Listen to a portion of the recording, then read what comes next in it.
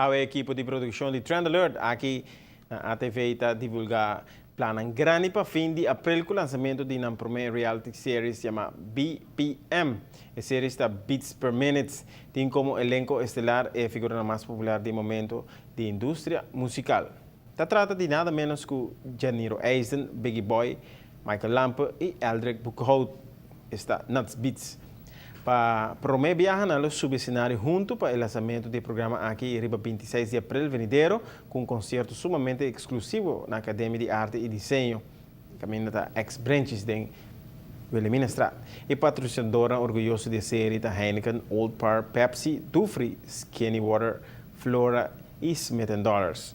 Solamente 200 tickets de entrada na valor de 75 florim a sala na venta a Rilat e está obtenível unicamente na Radio Shack e aqui mesmo também na ATV em Royal Plaza Mall. Entrada de concerto aqui também para a Aruba Television Youth Academy Foundation, que tem meta para treinar jovens em ramo de produção de televisão. Quer saber mais sobre ATV of Trend Alert, seu Facebook page.